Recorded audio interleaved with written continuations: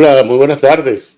Ya a pocas horas, pues, de la votación que va a definir el rumbo de Venezuela. Una votación histórica. Unos comicios históricos. Históricos por los antecedentes, pues. Se trata de elegir a Nicolás Maduro para un tercer periodo, cosa inédita en la política venezolana. Y la otra, bueno, esperar qué va a ocurrir. Vamos a hacer una especie de sinopsis histórica.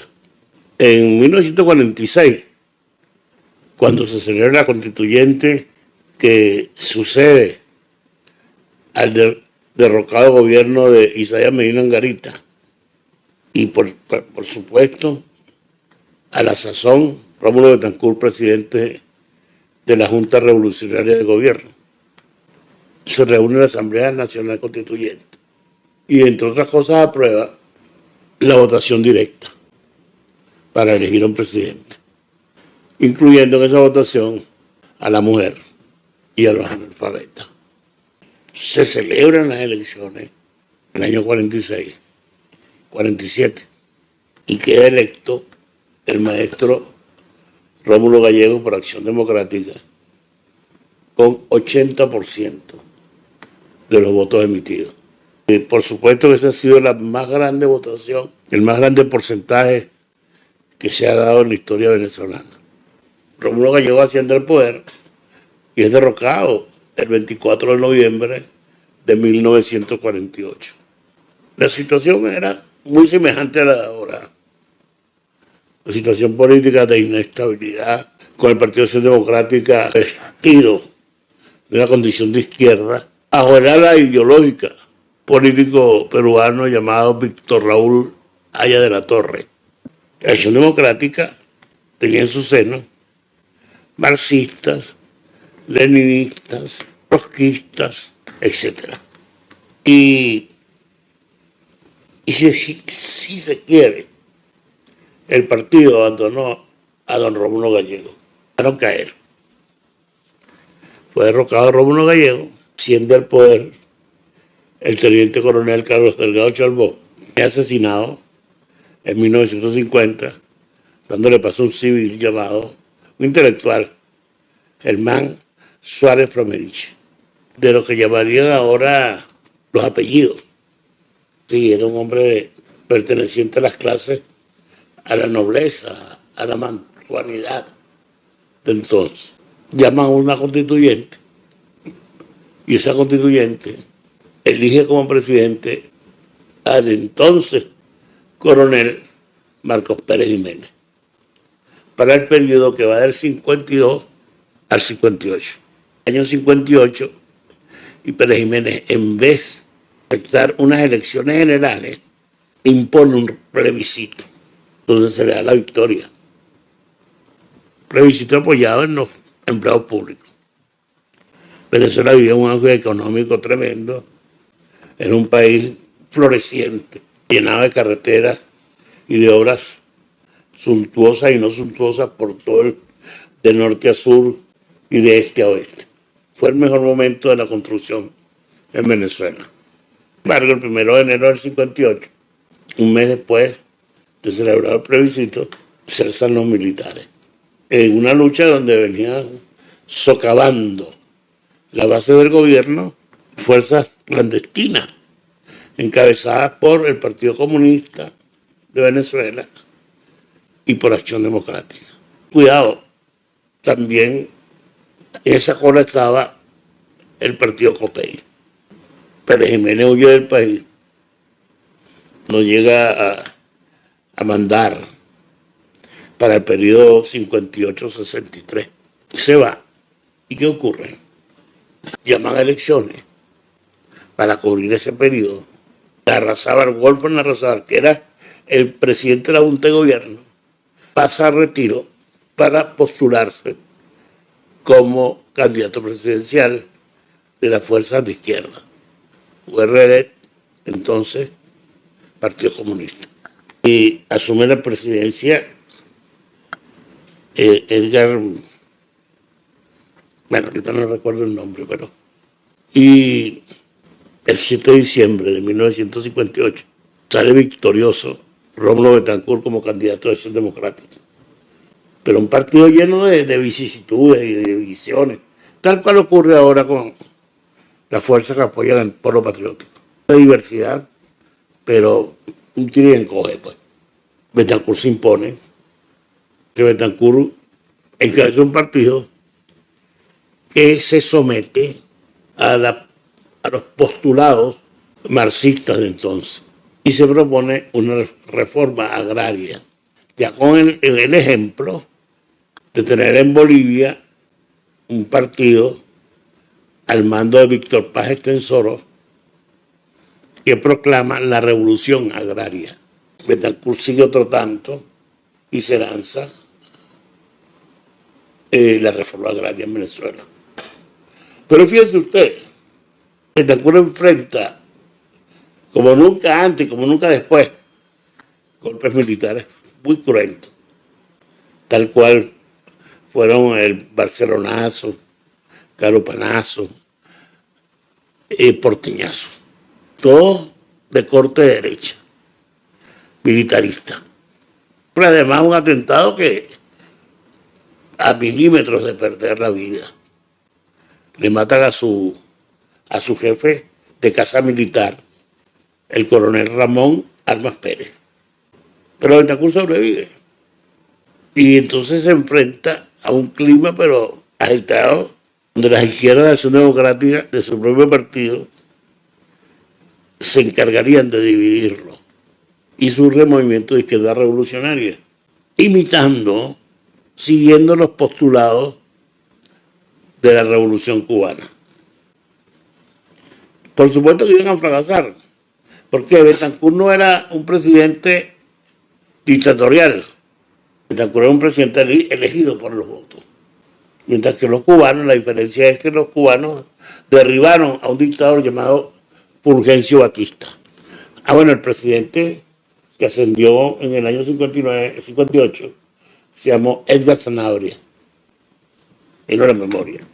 Termina Betancourt su periodo en el año 63, vienen las elecciones, con el Partido Acción Democrática dividido, perdiendo la tarjeta blanca, se le asignó una tarjeta negra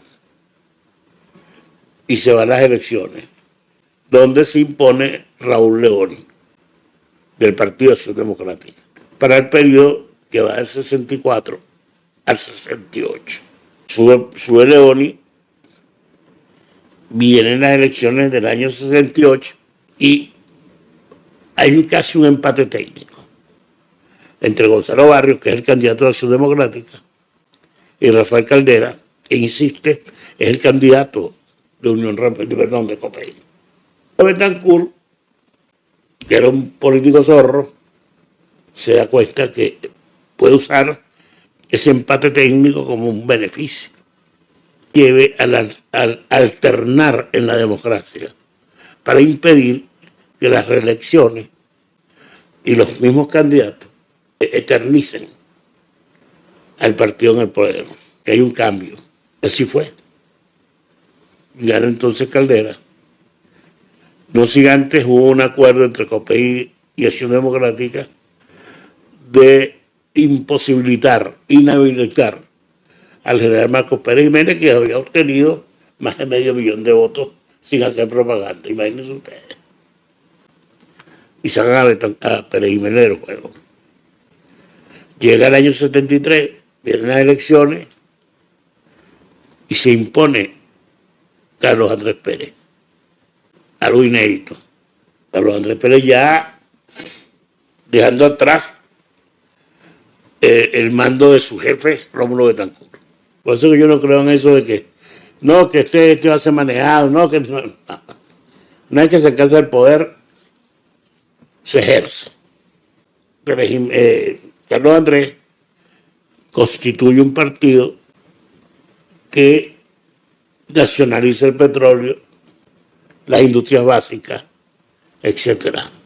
Llega el año 78, cuando concluye el gobierno de Pérez, y se impone otro candidato de COPEI, muy parecido a el actual señor González Urrutia. En aquel entonces, candidato de COPEI era Lorenzo Fernández, un hombre familiar, bonachón, etc. Fíjense ustedes, y sin embargo derrotado. Se impuso el hombre que saltaba pozos, que bailaba, el hombre que de patilla, pareciéndose a Bolívar, dando una imagen como la del general de generales. Cuando termina este señor asciende al poder Luis Herrera Campín, que encuentra, lo primero que dice, encuentra un país hipotecado. Eso sucede en las elecciones.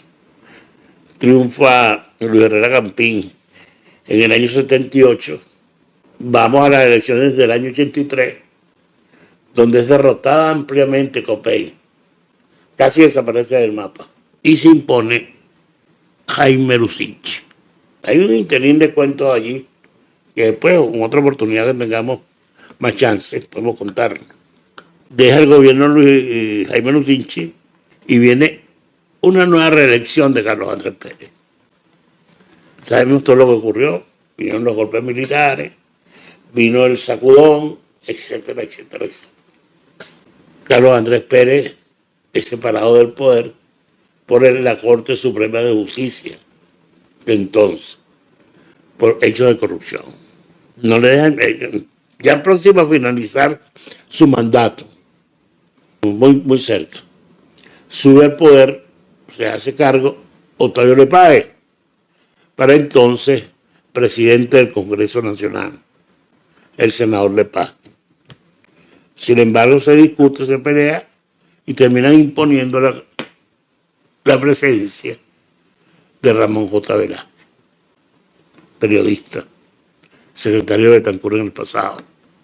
Velázquez conduce lo que falta del periodo, se presenta Caldera por enésima vez y Caldera logra la reelección apoyado en un llamado chilipero, fuerzas de izquierda y de derecha, juntos pero no revueltos. Se impone Caldera, libera a Hugo Chávez Frías, que está preso, y Chávez comienza su campaña electoral silencioso. Por más que hicieron, no pudieron detenerlo, y en el año 98 Chávez se impone como el primer presidente del siglo XXI. Yo recuerdo que yo escribí en el Universal que la pelea de fin de siglo sería entre Francisco Arias Cárdenas y Hugo Chávez. Y así fue. Vino la constituyente a fundar la Quinta República, llamadas elecciones de nuevo. Cárdenas se enfrenta a Chávez, a su compañero, y termina Chávez siendo otra vez presidente de la República. Todos sabemos lo demás historias recientes. Sin ton ni son, el amigo actual presidente de la República, Nicolás Maduro Moro, es señalado por Chávez como sucesor. Olvidaron democracia y todo. Era sometido el pueblo en general al dictamen de un legado. Un legado que se confundía en tesis de la patria, etc. Era un revoltillo extraño. Muere Chávez de una enfermedad, ¿no? Todavía no está clara su muerte. Y elegimos a Nicolás Maduro. Nicolás Maduro se impone. Viene la guarimba, todo lo que vino después. Vienen elecciones donde vuelve a ganar Maduro por escaso margen. Y enfrentado, o sea, a una oposición loca. Pasa el tiempo y esa oposición loca se convierte en el dolor de cabeza de Nicolás Maduro. Dolor de cabeza que piensa resolver este domingo, 28 de julio. Obviamente, día del cumpleaños, aniversario natalicio de Hugo Chávez Frías. Será hasta la próxima.